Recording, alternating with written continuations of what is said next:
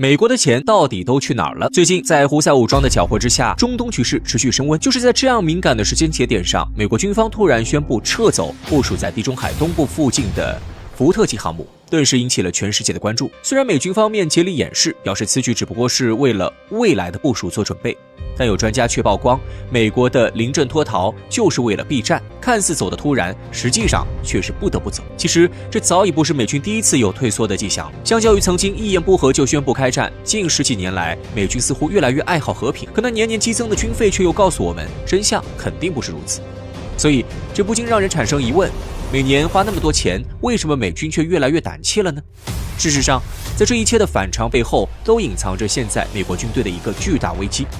美国已经输不起了，钱似乎长了翅膀一样，全都凭空消失了。2023年11月16号，美国国防部发布消息，声称针对美国军队的财务审计工作再次宣告失败，这是连续第6次出现这一情况，之前只有6次，是因为直到6年前那个破坏规矩的特朗普上台，才首次撕开这层遮羞布。美国从上世纪90年代开始对联邦机构进行审计工作，然而军队却始终是一个不能触碰的禁忌。为什么会出现这一情况呢？冰冻3尺非一日之寒，美军的财务问题实际上早已显露端倪。2016年的时候，美军 WND 新闻网就用6.5万亿美元不翼而飞为标题，揭露了美军的假账丑闻。在长达58页的报告中，矛头直指美国国防财务与会计局，直言不讳地批评其对美军财务报表进行不正当修改。光是2015年的一个季度，就有2.8万亿美元的账目被人为调整，如此行径堪称猖狂。美国思想者网站评论员瑞克·莫兰曾表示，美军也许可以被称为一支优良的作战部队，但如果要让他们说清楚纳税人的钱是怎么花的，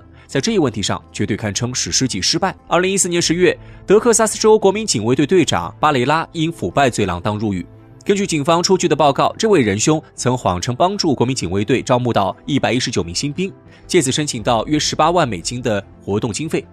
然而，经过调查，警方发现这些新兵根本就是子虚乌有，那些所谓的活动经费实际上都被他用在了夜晚的战场上。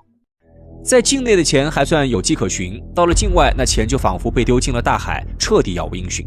2014年12月，美国阿富汗重建行动特别小组监察长约翰·索科曾愤怒地上书美国国防部长，怒斥原本用于发展阿富汗珠宝工业的7亿美元不翼而飞。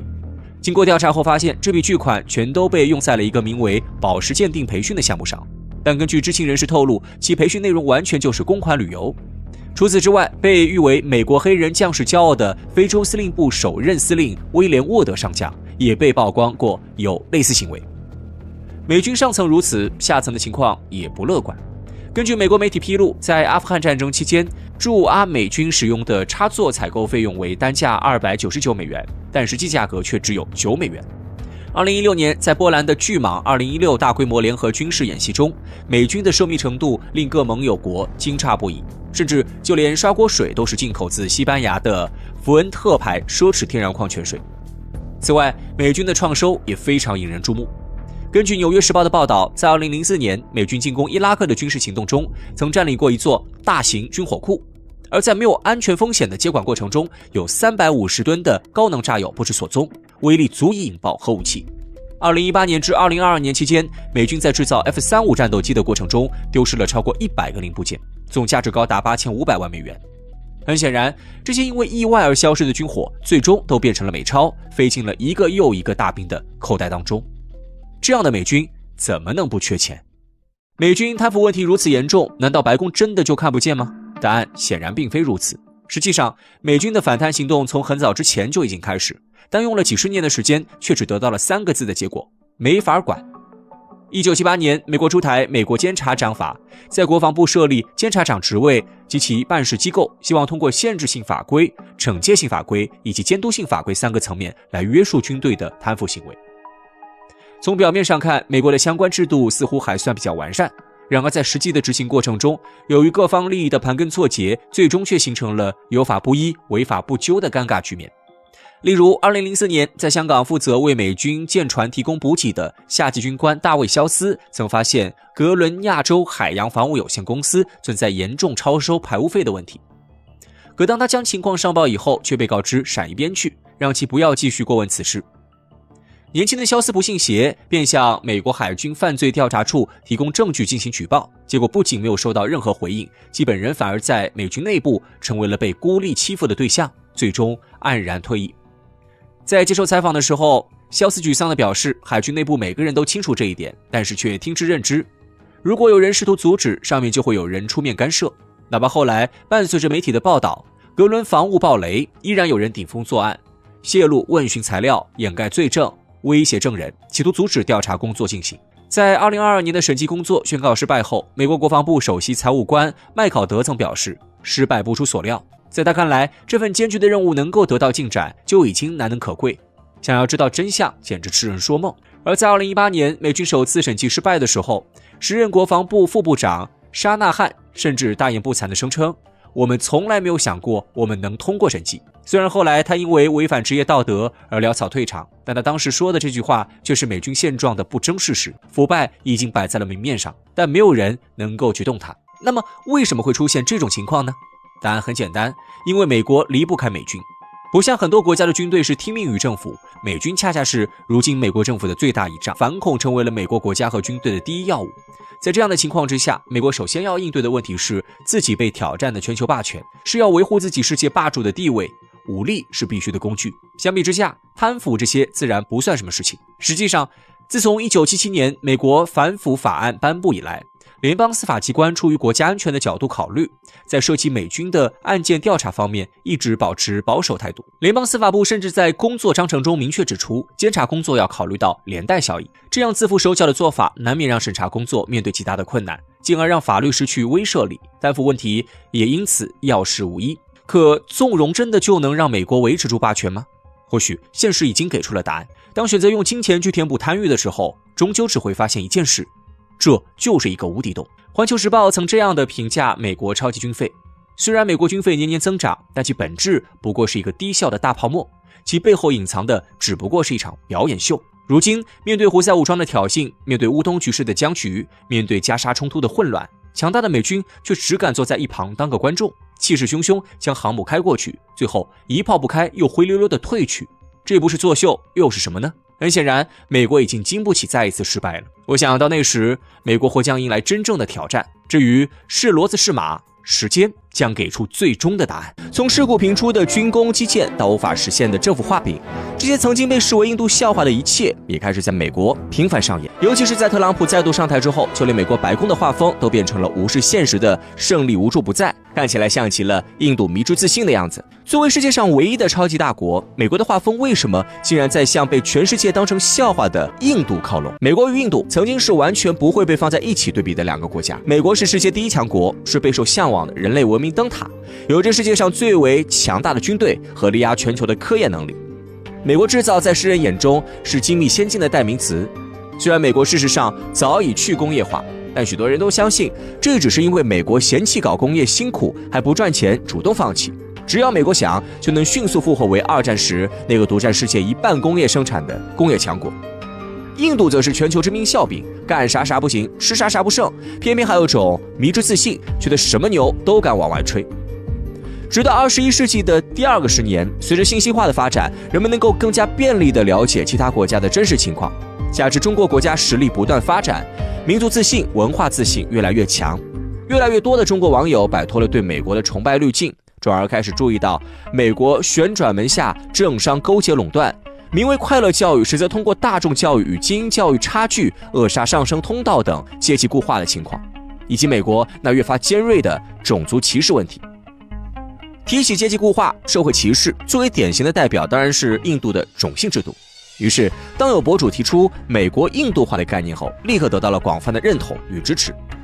一开始这只是对美国社会分化的调侃，但令人感到惊讶的是，这一概念最初的适用范围竟随着时间的推移变得越来越广泛。不知从何时开始，美国军机坠毁的新闻屡屡见诸报端，基建事故也变得愈发频繁，德州大雪停电和俄州毒列车脱轨更是让这一问题彻底出圈。这些曾经被认为是只有印度才会闹出的笑话，竟一一在美国上演，而造成这一切的根源无疑是美国的去工业化。在这样的情况下，美国政府喊出了再工业化的口号。然而在资本主义国家，政府的意志如何抵得过资本逐利的本能？于是，所有的再工业化政策目标最后都被证明只是这幅画饼。美国制造业在 GDP 中所占的比重仍在进一步下降。这种高调宣言而难以落实的治理状态，显然也很不符合美国一言九鼎的世界霸主形象。倒是与印度中央政府雄心勃勃却碍于治理能力低下，被地方和各路利益集团阻挠，计划无法落地的画风十分相似。美国民众对于国家的堕落也并非毫无感受，他们也认为美国会变成这个样子，其中少不了资本这个深层政府的作用。为了改变现状，他们在2016年将反建制、反精英的政治素人唐纳德·特朗普推上了总统宝座。即使特朗普在第一任期内的表现并不如意，也没有动摇对他的支持。2020年，特朗普的普选得票数甚至还有所增加。只不过，由于民主党在几个关键摇摆州的表现更好，特朗普输掉了这次大选。但特朗普和他的支持者却并不气馁，对于2020年的失败，他们均认定是民主党选举舞弊。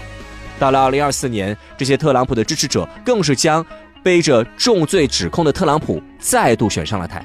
在这次竞选期间，特朗普宣称他已经吸取了上次失败的经验教训，上台之后将彻底清算深层政府，让自己的政策得以顺利推行。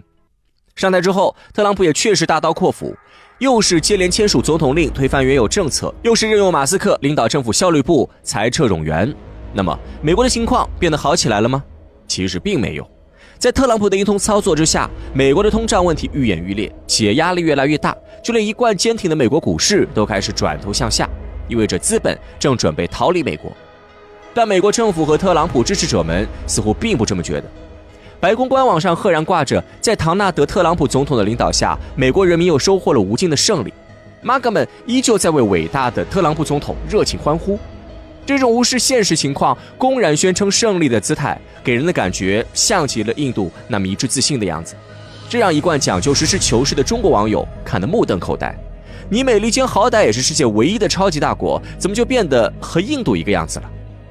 其实，如果带入美国的立场，就会发现，美国会变成今天这个看起来有些魔幻的样子，完全合情合理。自私是人的天性，资本更是贪婪。美国资本想要垄断国家权力，一点也不值得意外。在冷战时期，由于苏联这个对手的存在，美国要与苏联争夺民心，这些资本家也担心一旦输给苏联，美国会爆发社会主义革命，尚且不敢做得太过，要给民众福利和上升渠道。但随着苏联的衰落和解体，没有了对手的资本家也不需要继续装模作样了。于是，美国开始推行快乐教育，开始放纵毒品问题，并且疯狂给高等教育涨价。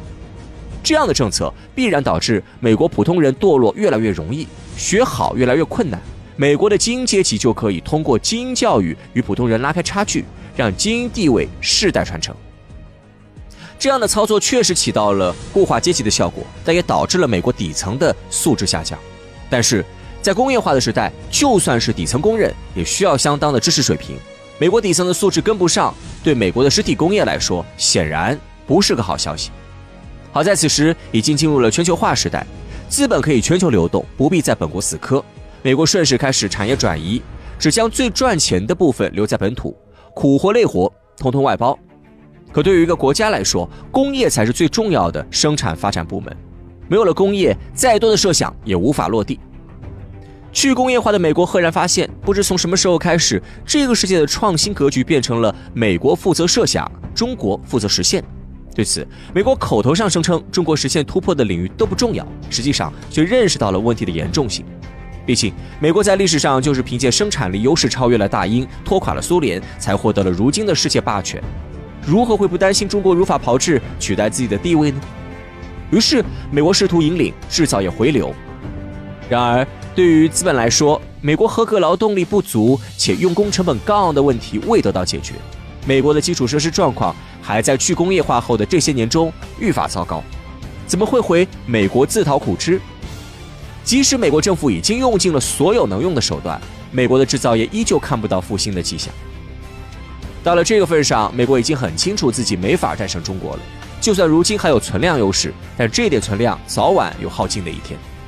但美国不能对外承认这一事实，因为在失去了工业优势后，美国其实在靠霸权吸血来维持自己的繁荣。一旦承认了自己的虚弱，这套吸血模式就没办法继续，美国可能要陷入崩溃。所以，即使从现实数据来看，美国已经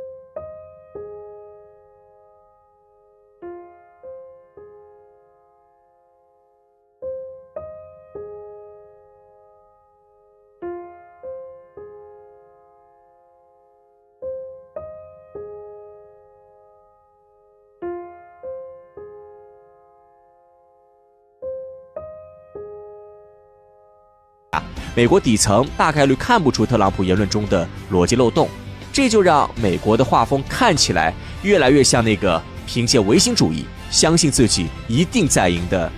印度。